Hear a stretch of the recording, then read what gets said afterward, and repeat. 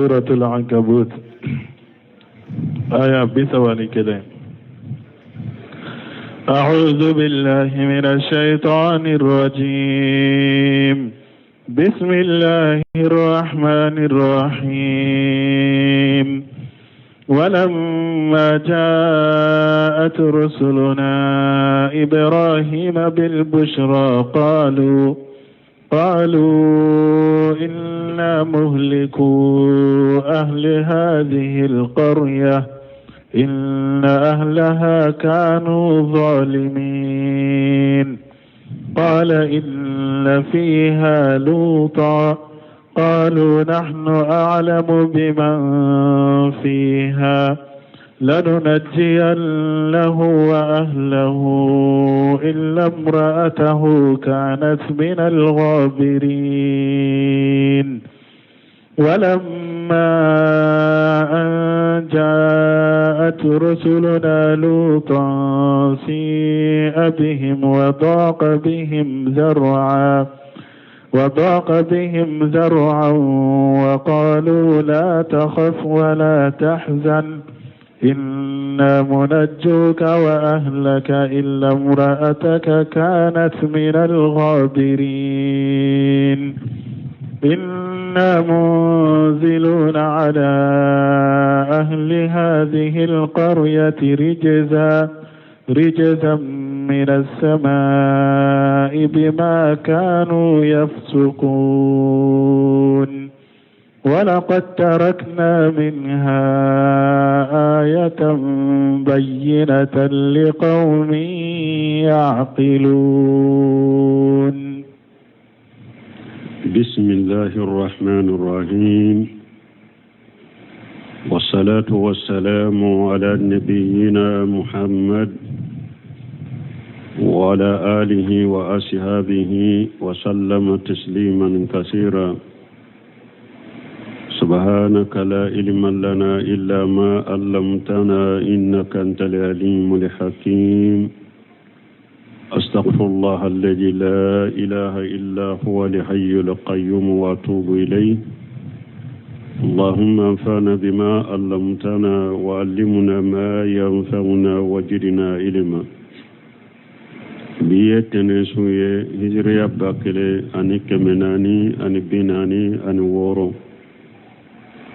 شهر ربيع الثاني من هجريا سانكالو نانينا بسويني ونانينا دي ميلادي نصاروكا جاتي بافلالي مغا أني ناني سانكالو تانا بسويني وولون فلاناي أمبي داودا بغم مسجد رجاق ومبوكونو.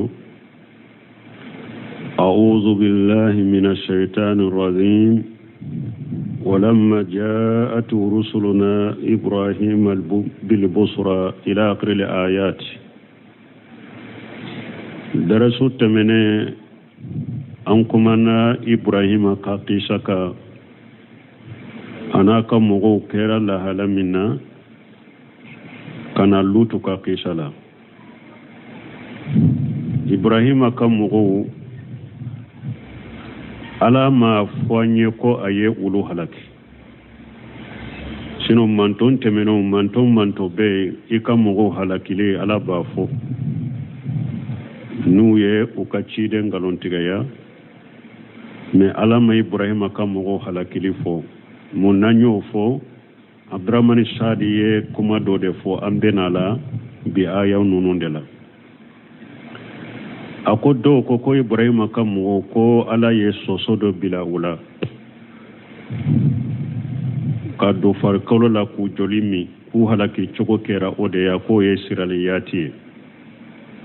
bani salanka qisa de yoye ako sahalente akwala ma foanye ko aye ibrahima kamugo halaki ako allahu alam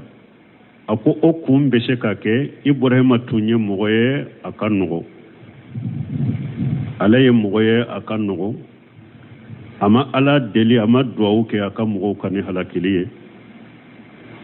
odi ya to ala makamugo halaki amu halakili fo ako ka fo ibrahima ye mogo nogomande ama ala deli ni aka mogo halakilu ye mun bo yiranna aye yoro do fo nin kisa kunan bena wala ako bo yiranna o de ya to alama ibrahima ka mogo halaki tumame ambora o yoro la luta ka mogo ala bena uluta de fo deresu jora yoro mi deresu temene lutu ye deme nyini atigi ala fi ala ka dimi ademe aka mogo tiali kelawka deresu jora yoro de la lutu ye deme nyini ala fe ala ka deme aka mogo tiali kelawka lama istansara lutu alayhi salamu billahi azza wa jalla alayhim tuma min lutu ye deme nyini ni ala ye masamin kabo akorotalen do aka mogo ka basallahu linusratihi almalaikata ala ye malikiya uciu kana lutu deme o kisaw de kala nabi ayala famarru ala ibrahim alayhi salam fi hay'ati adiyaf malikiya nunun temena ibrahima ma ala ka kisibaka meunana ibrahima ma ni dunan sawra de hanamade dunan bene ma chogomi unana o chogode la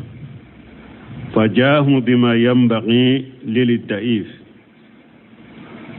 duna ani dunan bonya ni dumune munun kaka ibrahima ni wudu nana ka duma falamma ara ibrahim annahum la himmata lahum ila ta'am nakirahum wa wujasa minhum qifata metuma ibrahima yaye kon nunu nye mogo munu nye umma kote dumuni la kote dumuni ke ibrahima yu nankariya asiranu ye me aye siranya in jugo idusukun kono bal masarafu mogo folo tumben nin chogola mogo te soki ka dumuni dum mogo nyumante ibe siranya folo mogo ni dunan jiginu ka ni na masoko ka dumuni du doro ibe sirinye jogo nyumante ere amma fo nye juguya o ma fo de nye juguya dumuni fonko du ay me dumuna tigi ya kanu ika ka dumuni du ayu wele uba ya do ema nta du iba ye mogo la kono na jugu tigi de do a kono ka jugu de aka jugu de mogo jugu de yere kolosa tigi ma eni mogo be nyon ka suni tile ni oye wale dumuni la ube na ya ka bolla fe mindima eta soka mina kodo de ba tigi kono ibi yere kolosa tigi ma kodo de ba tigi kono parce que dondo la nina bilalan nyogona dro aba fo ewa nko uba nyogona ba fo ko nete ka barama ka nimoro doyre udo to mo fo mo ya nete ka barama kan ewa kunna diali mo de do ewa kono ka jugu fana tuma mi ibrahima yuye ute dumunike ukoma diaye asirani unye fana fasarahu yuannisunahu wa yubashirunahu ukera saube ibrahima nyana fimbo ibrahima ka baro nyogonya ubake ka anisonja ka kibaria bi wujudi waladi salihi min imuratihi sharata uye ibrahima baro nyogonya ka kibaria ko yibena densoro aya soro ibrahima muso sarata be yibena ika muso min fuleni nye bena den do soro den nyuman do soro ka bonni muso ina wa kanat hadirata o ya soro sarata yirebe fata'ajjabat min jalika sarata kabakura ula kama taqaddama bayanuhu fi surati hud wal hijr comme o fora ka bange chogo mi surati hud kono ni suratul hijr kono falamma jaat ibrahim li busra wa akhbaruhu bi annahum ursilu li halaki qaumi lut tumami malikan nunun nana kanison jayin fo ibrahim ye uye ibrahim kibar ya fana me ko anci ku nyereye minye anna ku nyere minya ancira lutu kam mo de man nana wulude halaki ambora ekade doro ni ala ko anke boyi ka ki kibar ya ni de sorolie me anci ku nyereye lutu kam mo halaki lide tuma min nim fora ibrahim ye أغجى يدافع لعلهم ينظرون لعل الله أن يهديهم إبراهيم كرباك كمالكا نونكم نغنى puru ka tarade doni adola lutu kamuguna tubi ولما قالوا إنا مهلكوا أهل هذه القرية ولا أنبت التوسير تيقنا ولما جاءت رسلنا إبراهيم بالبصرى ثم من على كتيدون إبراهيم من النسون جاليا نكبر يلي كوابت تنصروا أبي دم سرو كابو سارة تما إشهاغ ويو أوفاي قالوا إنا مهلكوا أهل هذه القرية أو وكو إبراهيم ما وكو نندقو مغون أو مبو هلاكي ده نندقو مغو أو مبو هلاكي مانا من يلوتا كدقو مغوية أو مبو هلاكي إن أهلها كانوا ظالمين أسكي دقوي مغون وكيرا تونيا لكلاودي أمبو هلاكي وكيرا تونيا لكلاودي أنيو كتونيا لفو kafiru de tundo e wawtumbe unyogona cewde nyini anyu fo der sutemene tuma min fora ibrahim qala inna fiha luta ibrahim ko luta bede luta fana ye ne ka balima ke denkede o be dugu kono de o te mo jugo yo te to nyali kelayde ayi malikan kuma nyogonya anko abdurrahman sadi akumana yande akom min bayiran na ko alama ibrahima kam mo halaki ibrahima tunye mo ya kanugo ama kam mo danga ama la wele ku danga ko la ku halaka ko ambo do yoro juma ako hari lutu kam mo fule mo e wa malika munun nanu halaki ibrahima yu kuma nyogonya de pour harakilin ka bola ayu kuma nyogonya de pour halakilin ka bola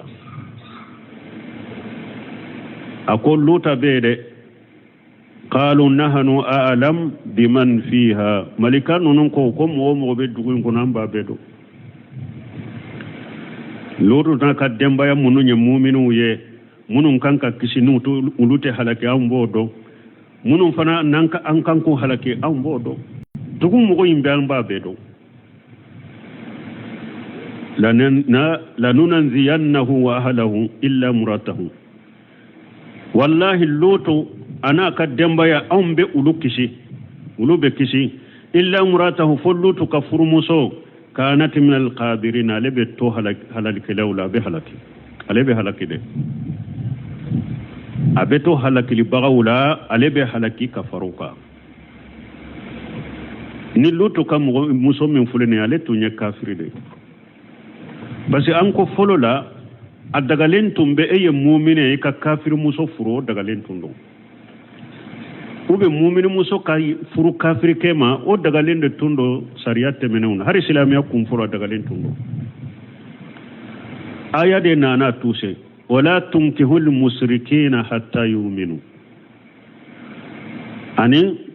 la hunna yahillu lahunna wala hum yahilluna lahunna wala tumsiku بشمل الكوافر لا هن حل لهن ولا هم يحلون لهن ولا تمسكوا باسم الكوافر لا هن حل لهم ولا هم يحلون لهن مؤمن موسو تدغا كافر كي وفنا تدغا مؤمن موسو ni aya de nana tushe sisa mumini muso tesekaye ewa mumini muso tesekaye kafiri bolo kafiri fana eteseka mumini muso furu mumini muso fana teseka furu kafiri kema anana tushe de donc ode yato lutu ka muso intunye kafiri de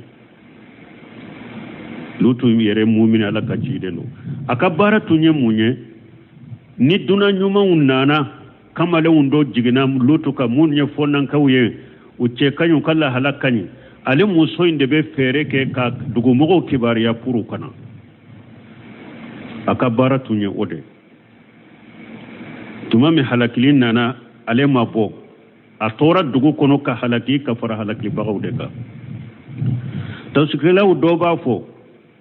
ko a bɔra ka fara lutu ni jama kan ko mɛ a y'a ko de lajɛ dɔrɔn ko lajaba in y'a sɔrɔ ayi a ma bɔ yɛrɛ dɛ a ma bɔ dugu kɔnɔ yɛrɛ ala ko kanati min al-qadirina ale kɛra harakilibaga ninnu de la a ma bɔ u cɛla yɛrɛ a tora dugu in kɔnɔ ka halaki de a hakila ka faru kan ayi min al-halikin illa muratahu kanat min al-qadirina bunkasiru ko cogori ayi min al-halikina فلوتو كم مسو وطورا حلقلي كلاولا وحلقلا لأنها كانت تماثلهم على كفرهم وبغيهم ودبرهم بس ألتم بكمي لوتو كم مغو نيغونا دي وكا كافريا لا أنو كا يادلا أنو كا دبل جوتيلا ثم صاروا من عنده فدخلوا على لوط في سورة سبان حسان tomami ciiden malikan nunun temena ibrahima ma unana do lutuka me utumbe fonnan kay nyuma undo de sawrala kamalen fonnan kay nyuma undo sawra ukera odela malika ukera odela falamma arahum kadhalika tumami lutu ye uye o chogola oda to alako walamma an ja'at rusuluna luta ala ko tumami ale ala ka ciidew nana lutuma shi'a bihim ani songoranu ye wadaga bihum jariya addu sukun korola ani songorani ciiden nuwa ciide malikan nunu yeliye parce que nana kamalen fonnan kay nyuma undo de sawrala ayu yedro ani songora addi sikora addu sukun korola munna nunu fule dunaw de unana jiginne kan nunu ce kanyi cogomi kala halaka ni cogomi nebun kan mugo jogodo nkam mugo beno ka kolan kolo se nunu fana man ka dunaw de nka sokono ni songo ya soro yoro de la diskun korola asira nunye obe aya wala suratu hud ni suratul hijr kuna asira nunye me yisira nyi ndogoya puru kana do alela وقالوا ملكان نون قام ملكا وديدو هذا ما دونته وقام لا تقف كنسرا ولا تهجن كنانو شنغوا كنسرا كندو سكسي ويه اوفاي ما نتوبون كثير كوشيا بهم وداغ بهم الجريئه اي اقتم بامرهم قمي ندو تسرو ني اوا مغن نون كبارياي إن هو أدافهم قاف عليهم من قومه بس كني عليه نونم بسم الله سيسا كوجي أبسرا كمغوني نونما وإن لم يضيفهم قشي عليهم منهم نالمو بسم الله فنا تسرى بسرا هناك مغوما أني سنغورا نندلا ولم يعلم بأمرهم في سات الراهنة مي ألتم بن الله هلا قلمنا atuma malika nunun kala halado وقالوا كو لا تقف ولا تحزن كو كنا دسوكاسي كنا سرا دسوكاسي كني سرو إنا مننزوك وأهلك أم بإكسي أنيك الدنبايا إلا مراتك فويك مصوي كانت من القابرين وبيتو هلك لكلاولا أبي هلك كفر هلك لكلاوكا وينين فو لوتي إنا منجلون على أهل هذه قرية رجزا من السماء أو نندق مغو أم بالله جابا جيكي كابو سامفي أم بالله جابا جيكي كابو سامفي كجيكو كاكو هلك ملكاو يوفو أم بوكني موني بما كانوا يفسقون وتنبه فاسق يمينك وكا فاسق ينقص أم بالله جابا جيكو وجالك أن جبريل عليه السلام لا جبان جيكي تشوكو بنكسر كوا كورا تشوكو دي كو جبريل اغتلا قراه من قرار الأرض أيوك دوغون حكي بيد بوتي كابو فو دوغو كولو لسرلا ثم رفع إلى أناني السماء وكيف أيو دوغو كورتا كتا فو سانكبا ثم قلبها عليهم وكيف أيا يلموكا كابرو دالا وارسل الله عليهم حجارة من سجيل منضود مسومة عند ربك ويرى ملائكة جي ala fana ye bele bogo bele lama ka bogo ke komi bele ka ja komi bele ala yo fana jigi uka abena emi halaki kata manshede bala ka boy tigi ala fe wama hiya min ajalimin bi bayid aya munun temena ya woro ala ko tonyali kala fana ni manjade mogo mogo tonyali kala dugu kolo ka ni lutu ka mogo ka bara nyugo na bi bolo awa ala ko fana ni manja ko kan ni nyugo na kila ina manja wajala lahum makana buhayratan qabisatan munitinatan o ka dugu no ala ye baji do de bilaye baji min ni aji ka jugu kasabe bo wajalahum ibratan ila yawmi tanadi ala ye luto ka mogo ke tashe mogo ye fokata nyogon wale do min ya qiyamah do wa hum min asad an-nas ajaba yawm al-ma'ad sagili don fana qiyamah do fana rude kala jabaka juguni beye ولهذا قال تعالى نندك صلاكم مسمين كرتالنو ولقد تركنا منها آية بينة على كل تكمغو حلقلين دغمغو حلقلين ne ala ye taman se bangalen de toye taman se munum bangalen do mogo yen ay wadi hatan ne taman se le bangalen de tollutu ka dugumogو ka halakilila li qaumi yaqiluna mogo ye mogo min hakilu boye ni hakilu bola nube hakili soro nuye komi ala ya fa ya wure kono wa innakum la tamurruna alaihim musbihina akum makka kauma sogoma na au betaka tama yorola aba abeteme uka dugu muno halakira abeteme dugu nunun ka sogoma dawla o billayli abeteme dugu mo nunun ka lutu ka dugu mo muno halakirora sufela afala taqiluna aw fanata hakili soro afana be mushrikiya minna ka dabila abe kafiriya minna ka dabila abe cide ngalon tigali minna fana te hakili sora ko dabila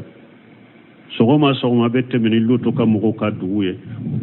so abe temeni luto ka mugo halakile nduguye aw to ye afana ka hakili sora ka sabali akala kelembe bato akana fulana faraka akana cide soso akana cide ngalon tigaya wala ninyen luto ka mugo ka halakile chogoye وإلى مدين أخاهم شعيبا فقال يا قوم اعبدوا الله وارجوا اليوم الآخر ولا تعثوا في الأرض مفسدين فكذبوه فأخذتهم الرجفة فأصبحوا في دارهم جاثمين وإلى مدين أخاهم شعيبا يخبر تعالى عن عبده ورسوله شعيب عليه السلام ala banki bariya masamin korotale no kabo ka jomana ka cire شعيب ala ka kisibaka annahu anjara qaumahu ahla madyana ala ko شعيب ya kam mugo bagaba madyanan kam fa amarahum bi ibadati llahi wahdahu la sharika lahu ayem madyanan kam nya mariya ko ka ala kerempe bato je ñogonte ala minna wa an yaqafu basallahi wa niqamatahu wa satawatahu yawm alqiyamati awa ko kasira alaka janga kata korode ana alaka nyangili ana alaka minali yawm alqiyamah do ko kasira o korode wada to la ko ila madyana qahum suwaiba alako madyanan kan nyu kabbali make suwaibu chu umma وقال يا قومي أكون كم مغو عبد الله أي على كلمة بطو أكن فوي بطو كفر عليك وأرجو ليوم الآخرة أو أي قيامة دونكم بنيغنيا أيو جيكيد أي ميري قيامة دونكم بنيغنيا مدى أكسر عليك من لي قيامة أكسر عليك جنگك تقر قيامة ayeshiro korode wala ta'saw fil ardi mufsidina chinyali akana cari dugu kolo kade ya qawmi ibudullah warju al-yawm al-akhirah qala ibn jarir qala ba'duhu manahu waqshaw al-yawm al-akhirah ibn jarir ko warju al-yawm al-akhirah ko tawsir kalaw doko ayesira dollabanye wa haja ka qawli ta'ala nimbe ko min alako liman kana yarju Allah wal yawm al-akhirah mo min be alakum be nyogonya jige qiyama do ani dollaba summa nahahum an al-aish fil ard bil fasad o ko fe soybo ya kamugo bali ko kana cinyali jense dugu koloka wa huwa sha'a fiha wal baqi ala ahliha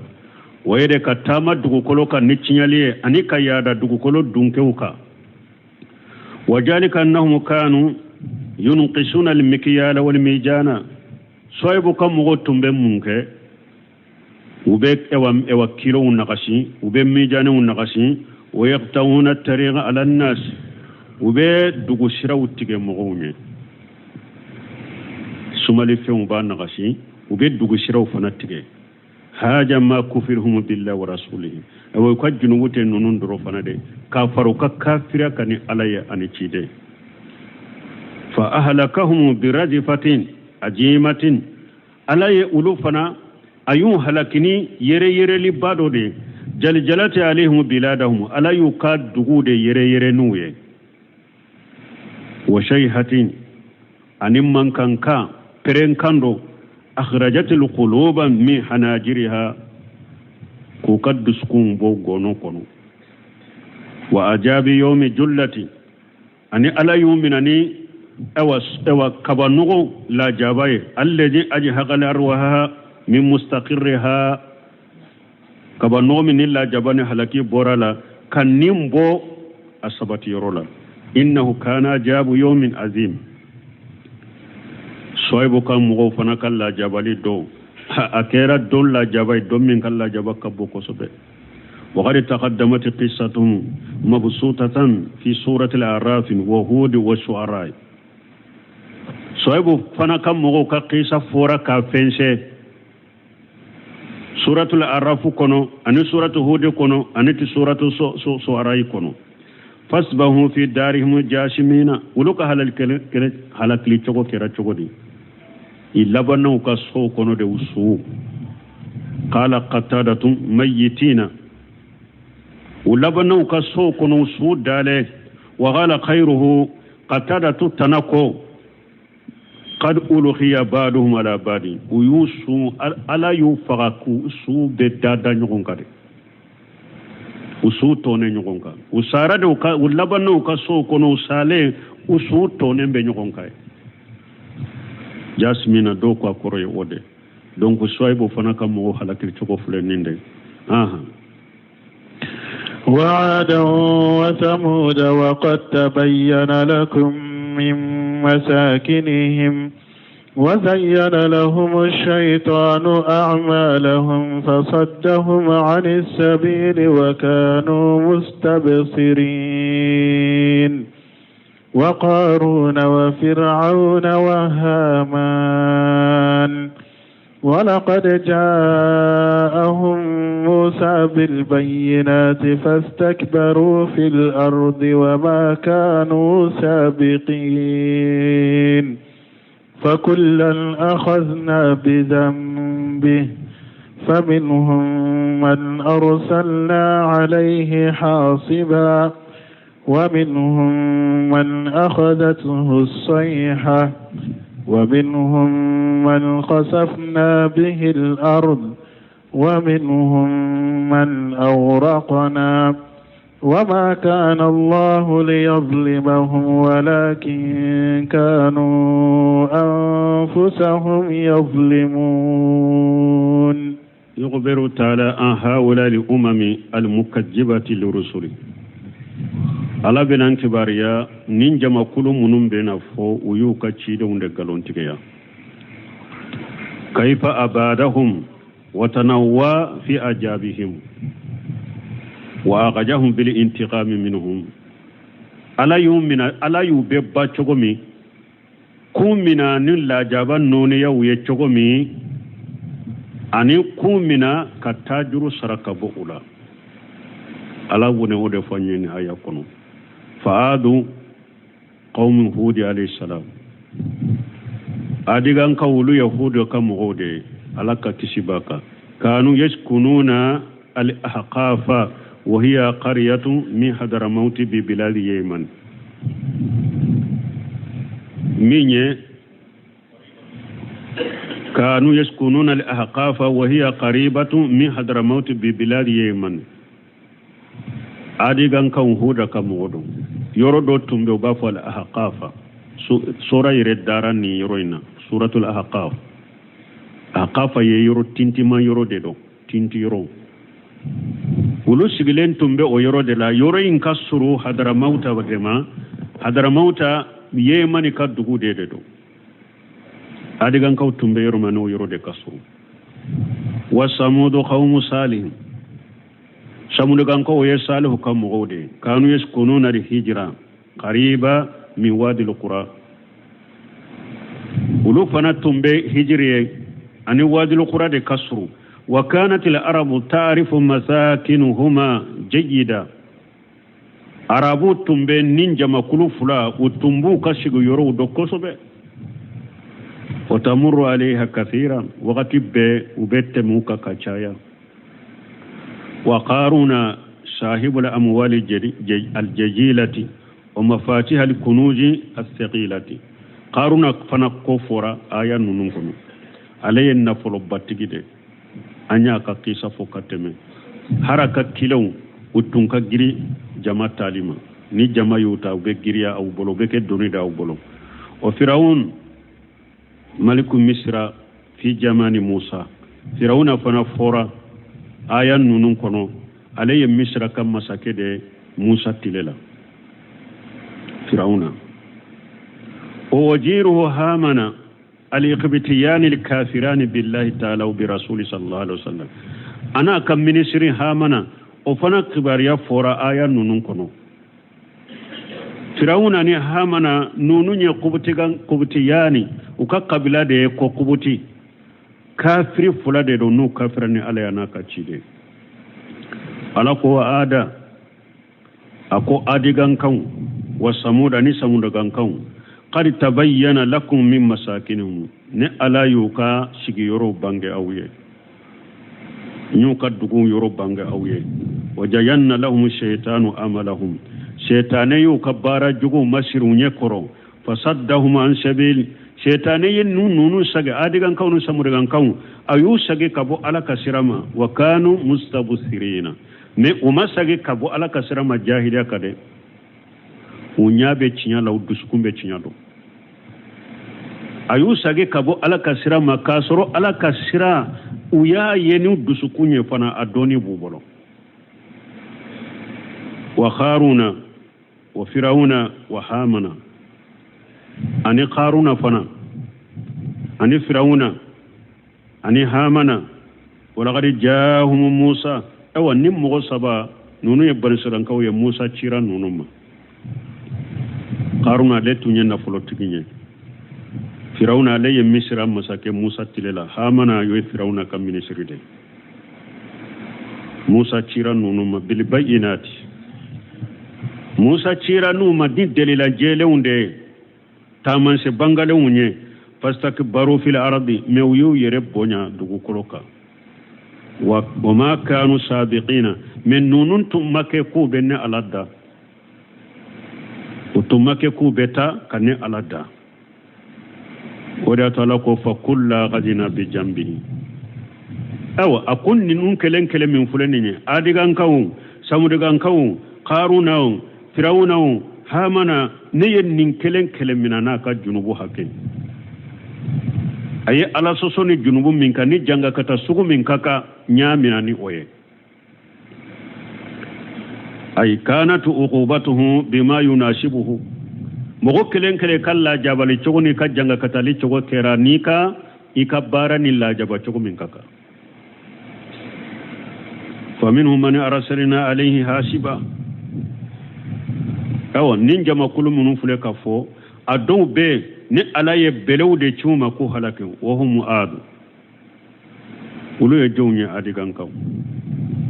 wajalika annahum qalu wa yulu suru sababu juman kama ulu ko man asaddu minna quwwata ulu ya dara ka ya da fu ko jon fanga ka giri amna jongu kan fanga ka giri ka teme anka fajatuhum rihu sarsar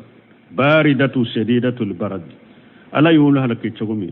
chogo juma aye finye do de chuma finye mi ni achi kangelende bala awa sumalendo fana sumaya de ba kono sumaya min ka jugu kosobe atiyatun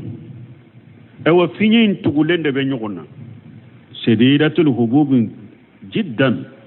finye inchili akagele kosobe tahamilu alaihim hasba al ard finye imbedu koloka belewdeta fatulqiha alaihim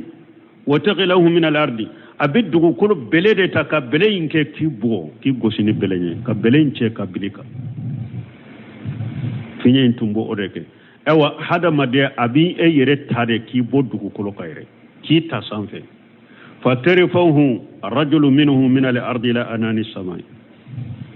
abin mugodota sisa katani fo sanfe summa tunum kisuhu ala ummi rashihi fatasdaquhu o kofe finye bi kunkolo chamancheka kunkolo imbe chika boila fari kolo kulugutu dalembe to adigan kaw halakira nin chogodela fayabuqa badana bila rash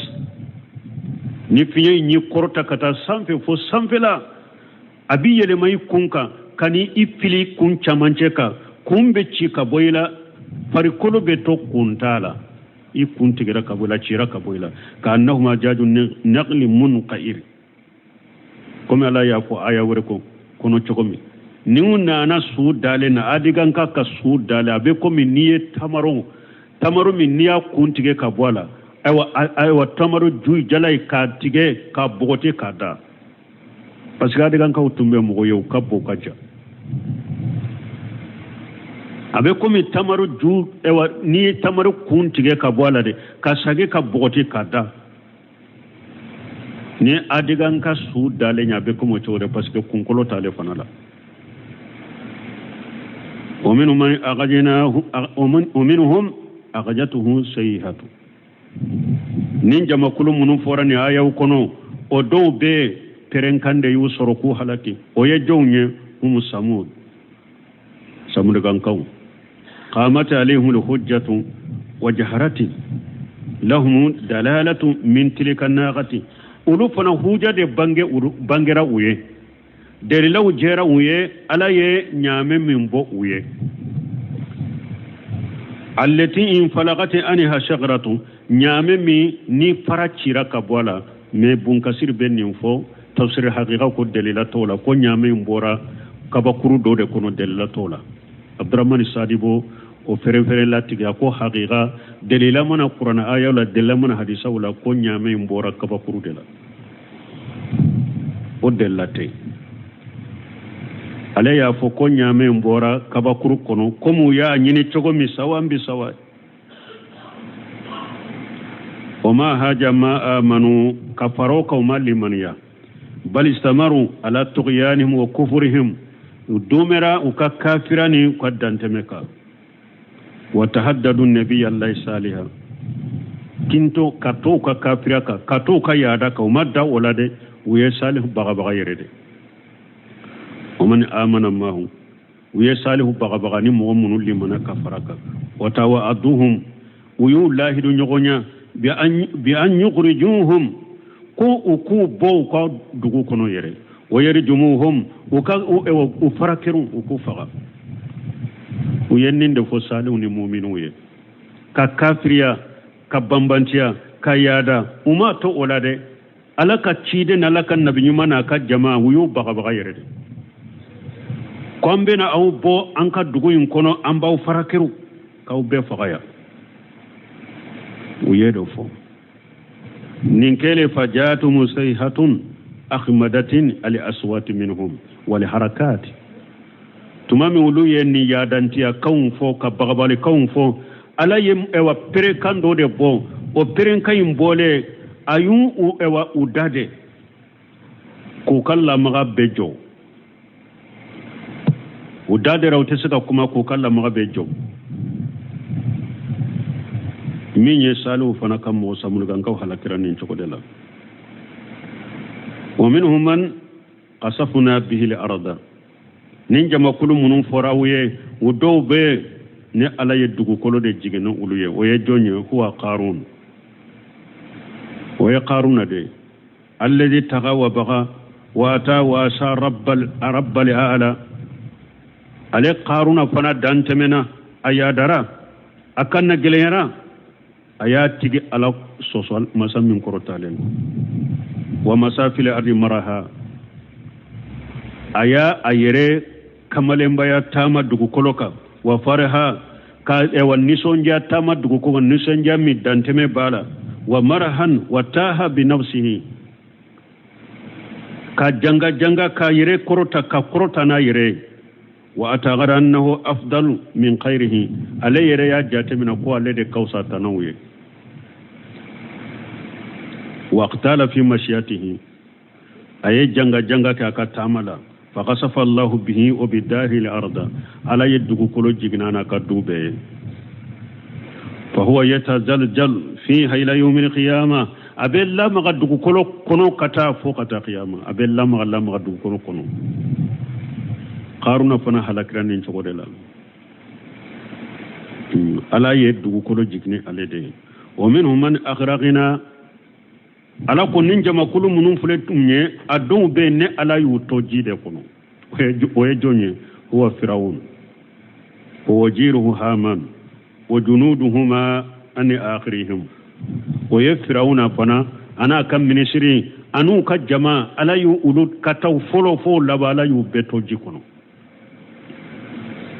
ukhriqu fi sabihatin wahidati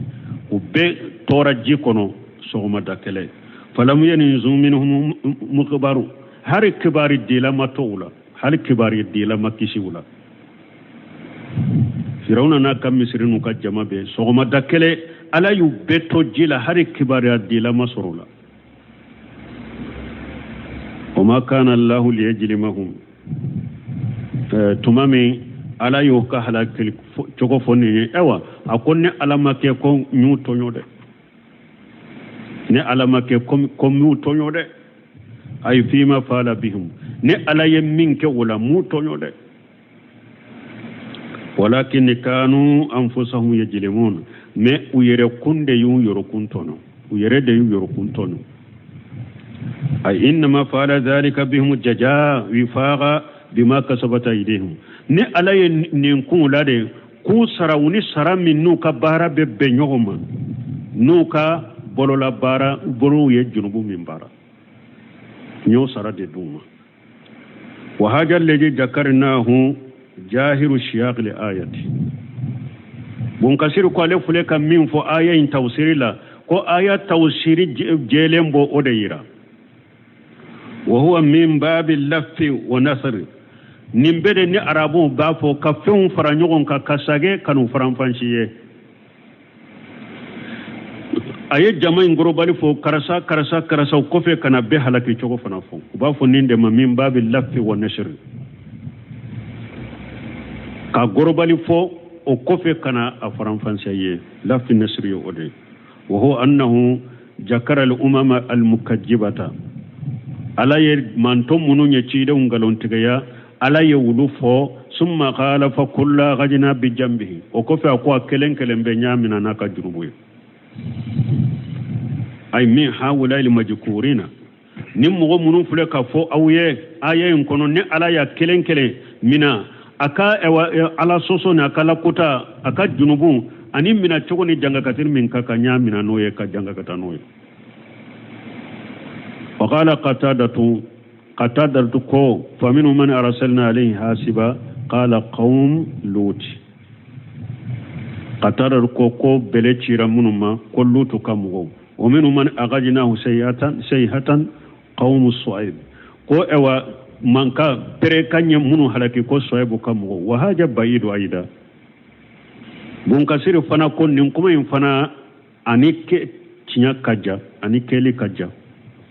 lima taqaddama kuma fora chokomi akwale kuma fo chokomi lafu nasr de do donc nin kore qatada to ya ke komi de komi qisan nunun tugura nyugo na chokomi ale ba fe fana kajanga kata nunun fana ta o chokola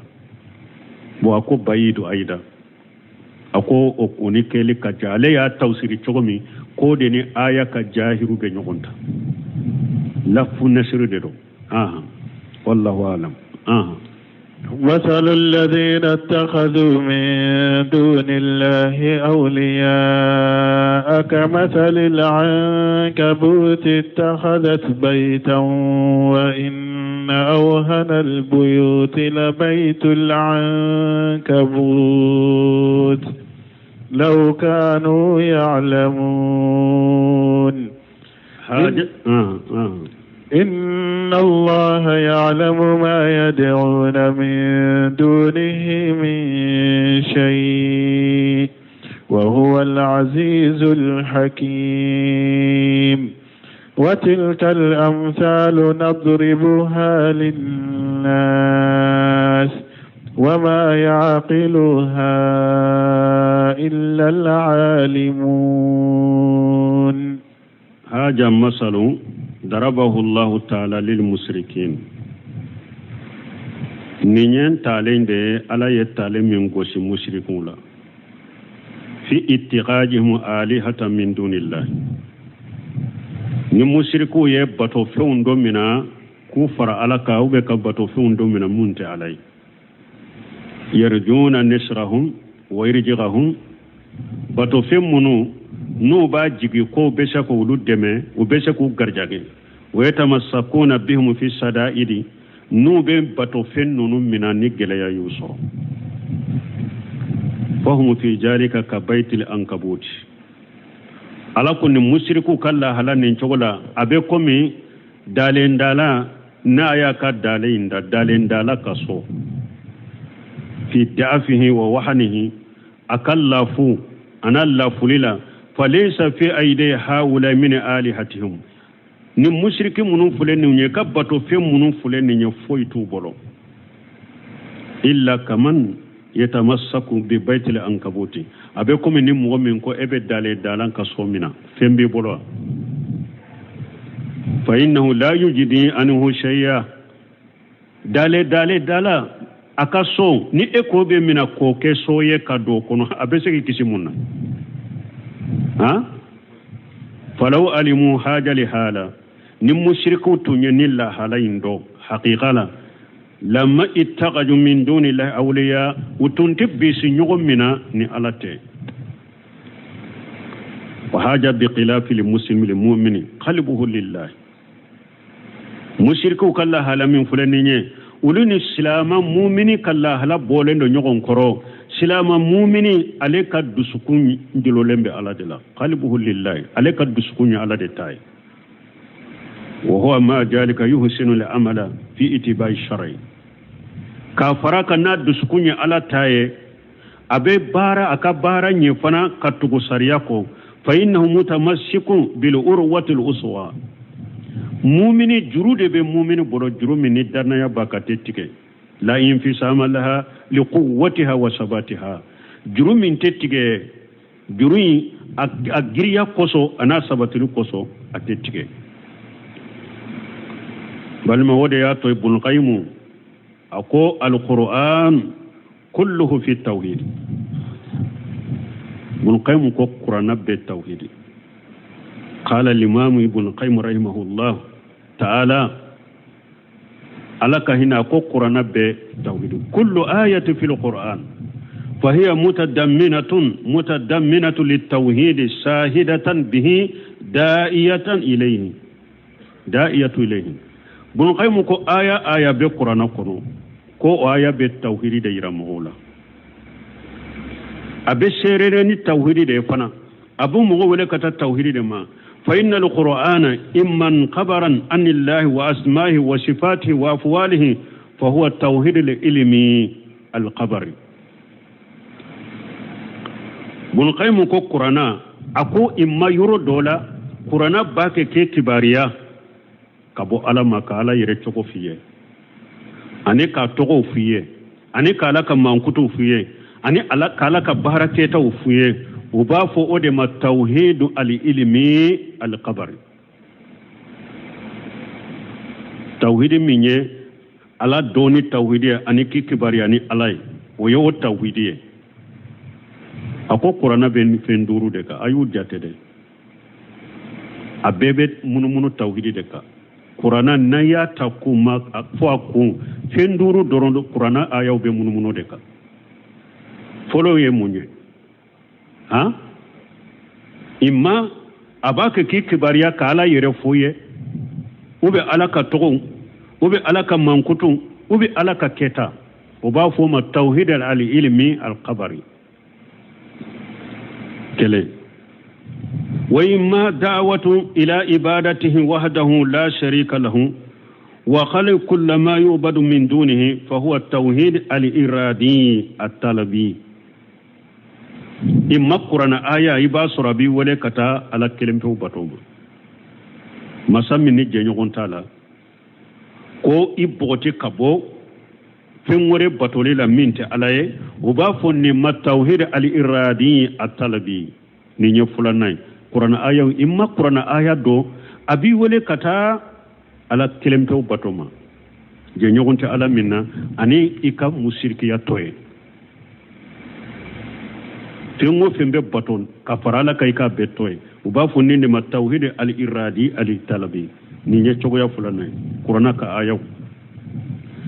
sabanna wa imma amru wa nahyi wa iljamu bi tati fi nahyi wa amrihi fa hiya huquq tawhid wa mukammilatihi imma ala hala sabanna qur'ana aya dobe inya mariya abi nyamara ni fendo kele ube abi ibali kana fendo ke ube aba wajibi kai ka fendo aba wajibi kai ka alabato ala yibali minna ka toy ala nyamara minna ka ke uba fonninde ma fahiya uququ tawhid mukammilati ko tawhid ka hakew ani min be tawhid ta fay bolo ni nya jolina ha sabana وإما خبر عن كرامة الله لأهل توحيده وتاته وما فعل بهم في الدنيا وما يكرمهم به في الآخرة فهو جزاء توحيده إما يبقى نصر أبي كباريا كالتوحيد تقو كبنيان ككرامة فيه وتاته وما فعل بهم أني كالتوحيد تقو كالبطو فيه ani ala be min ke tawhidi tigun la abe min ke tawhidi tigun ye jinya kono ani abe bonya min ke tawhidi tigun ye lagara imma qur'ana ayaw doba ke ko fuye u ba fo ninde ma ko tawhidi tigu kasara durna ye munye wa imma khabaru an ahli shirki wa ma fa'ala bihim fi dunya min an-nakali wa ma yahillu bihim في الأقبى من العذاب فهو خبر عمن خرج عن حكم التوحيد قرنا آية كما تقول فلان إوا دورنا يموني إما قرنا آية ودوبا كي كباريا كمشركو فويه أني على يمين كمشركو لا جانكونو نيانجلي لا جبالا أني إوا مين بيجي مشركو كا لا غرا على كلا جبالا إما قرنا آية ودوبا فويه uba fo odema koy kibariya kabo mugo ka kibariya ma mugo min bora tawhid kon fal qur'an kulluhu fi tawhid wa huquqihi wa jazaihi wa fi shani shirki wa ahlihi wa jazaohum aw bun qaym ko qur'ana be tawhidi de ani tawhidi ka hake ani tawhidi ka sara ani mushriku kala hala anim ewa mushriku kasara qur'ana be kuma nunun de ka madariju salikina jeju sabana kemenani ani biduru bun qaymu be nunun foy awa balma qur'ana be tawhidi me dawa kala min da be maga tawhidi la ka dersuna ka dawona ka kutubawla jamana nunun kono dinya ka hata farafin jamana kono akado mushrikiya fule abe kome ka jamana wuli ibe ala kale kalambagate jamana nunun kono musirikiya bangale min be ni faranfi jamana nunun kono kaburu bangalew ka kaburu tigi bato keneka ka mogo yere ɲanama ka sojuri be aye keneka ka dajiw ta ka kulunkula koro o bangalew de be nin jamana nunun kono me ibe ala kale doni ke bagateya kurana konkuru fana abio biyo be di kurana durusili kama alumura biyo be di kurana durusili kama du terew be di kurana kama mobilu be di kurana kana o kurana be kala yoro min fo be waso naye ka yere konte kurana karamba nganaw ka waso noye o kurana kata kumu fo ko bunu khaymu ka be tawhidi mushrikiya bake ko mi ka jamana wuri o ye kurana durusi sugu jumaye o ye kurana kala cogo jumaye kurana be kala jamana in kono du terew be din kurana kala de kama avion biyo be din alumara biyo be din mobilu be din kurana kala de kama o kurana be ye tawhidi de shirku fule ka jamana wure balaw site nin jamana kono ka shirku bo balaw be nin jamana kono shirku ya min be nin jamana kono de balaw be nin jamana ko be sababu ye nin bidiya wure kurana be fana tawhidi o be talla kale cogo de bal malaka kurana famu damade a famu ko nyuma ani ka a tawsiri cogo nyumana ani la nyini min be kurana la ko yira kurana tigula ala ko limana wala yasranya roddu su do an kono de o da to ala ko ne ayala masalul ladina taqadu min waqti sira ni ala sunna der sure am ben ayat tawsiri subhanakallahumma rabbana bihamdika ashhadu an la ilaha illa anta astaghfiruka wa atubu ilayk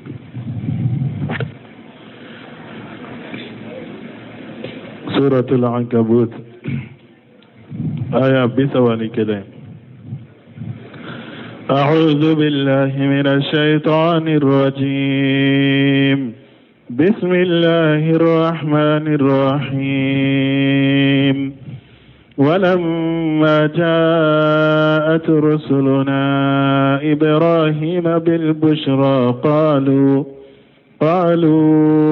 إنا مهلكو أهل هذه القرية إن أهلها كانوا ظالمين قال إن فيها لوطا قالوا نحن أعلم بمن فيها لننجينه وأهله إلا امرأته كانت من الغابرين ولما أن جاءت رسلنا لوطا سيء بهم وضاق بهم ذرعا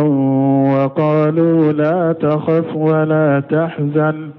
إنا منجوك وأهلك إلا امرأتك كانت من الغابرين إنا منزلون على أهل هذه القرية رجزا من السماء بما كانوا يفسقون ولقد تركنا منها آية بينة لقوم يعقلون بسم الله الرحمن الرحيم والصلاة والسلام على نبينا محمد وعلى آله وأصحابه وسلم تسليما كثيرا سبحانك لا علم لنا إلا ما علمتنا إنك أنت العليم الحكيم أستغفر الله الذي لا إله إلا هو الحي القيوم وأتوب إليه اللهم انفعنا بما علمتنا وعلمنا ما ينفعنا وزدنا علما بيتنا سوية هجريا باكلي أني كمناني أني بناني أني وورو شهر ربيع الثاني من هجريا سانكالو نانينا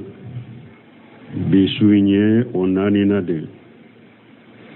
miladi nasaraw ka jate ba fulani muga ani nani san kalo tanna bisunye wo wolon fulanai ambe dawda bugun masdira rajaqo ambo kono a'udhu billahi minash shaitanir rajim ولما جاءت رسلنا إبراهيم بالبصرى إلى آخر الآيات درسوا تمنى أنكمنا إبراهيم قاقيسك أنا كمغو كيرا لها لمنا كان اللوت قاقيسا لا إبراهيم كمغو ala ma foanye ko aye ulu halaki sino manton temeno manto be ikamugo halakile ala bafo nuye ukachide ngalontigaya ne ala ma ibrahim akamugo halakili fo munanyo fo abdurrahman sadiye kuma do de fo ambenala bi aya nunundela ako do ko ibrahim akamugo ko ala yeso sodo bila ula ka do farkolo la ku jolimi ku halaki chogo kera ode ya ko ye sirali yati bani salanka qisa de yoye ako sahalente ako ala ma foanye ko ay ibrahim akamugo halaki ako allahu alam ako okum beseka ke ibrahim tunye moye akanugo alaye moye akanugo ama ala deli ama duawu ke akamugo kani halakiliye odi ya to ala makamugo halaki amu halakili fo ako ka fo ibrahim ye mo nogo mande ama ala deli ni akamugo halakiluye mumbo iranna aye yoro do fo nin krisa kunan bena wala ako bo iranna odi ya to ala ma ibrahim akamugo halaki tumame ambora o yoro la luta ka mugo ala bena uluta defo deresu jora yoro mi deresu temene lutu ye deme nyini atigi ala fi ala ka dimi ademe aka mugo chiali kelauka deresu jora yoro dela lutu ye deme nyini ala fe ala ka deme aka mugo chiali kelauka lama istansara lutu alayhi salamu billahi ajja wa jalla alayhim tuma min lutu ye deme nyini ni alaye masamin kabo akorotale no akamugo ba sallahu linusratihi almalaikata alaye malikiya uchiu kana lutu deme o qisa de kala nabi ayala famarru ala ibrahim alayhi salam fi hay'ati adiyaf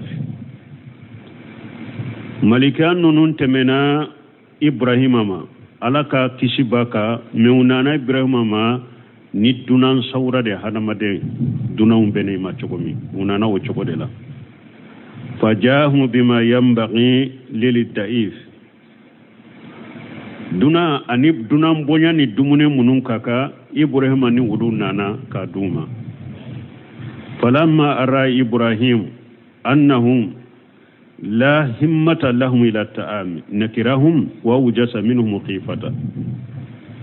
متمام إبراهيم ياهي كن نوني مغو منوني وما كوتي دموني لا كوتي دموني كي إبراهيم يو نانكاريا أسرانوي ما يسرانيا ينجوغو إدوسكون كنو بل ما صرفوا مغفلو تنبين ننشوغولا mogo te soki ka dumuni dun mogo nyumante ibe siranye folo mogo ni dunan jiginu ka ni na ma soko ka dumuni du dro ibe sirinye jogo nyumante ere amma fo nye juguya o ma fo de nye juguya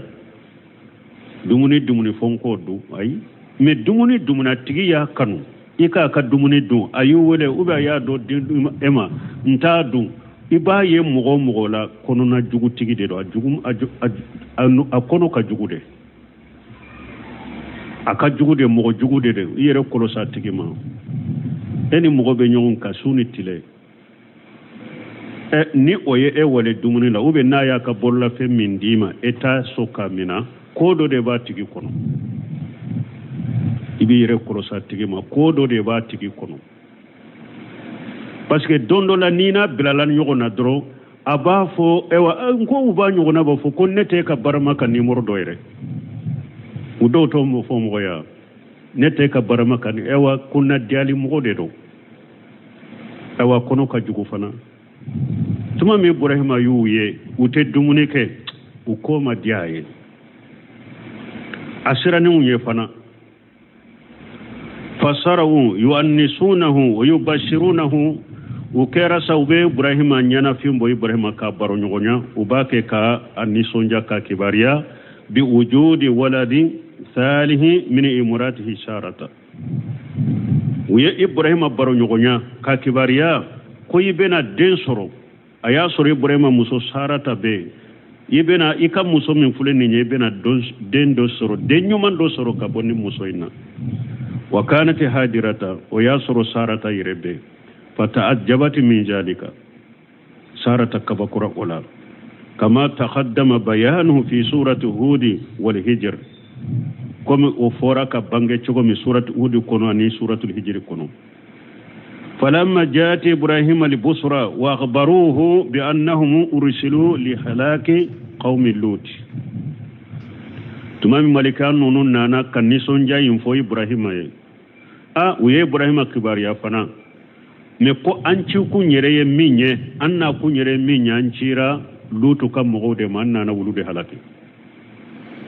ambora ekade doro ni ala ko anke boyi ka ki kibariani ni dey sorolie mais anci kunyereye lutu kam wo halakili de tuma min nim fora Ibrahima agaja yudafiu la'allahum yanzuruna la'alla Allah an yahdiyahum Ibrahima ke rabake kam malikanu nun kuma nyogonya puru ka tarade doni adola lutu kam wo na tubi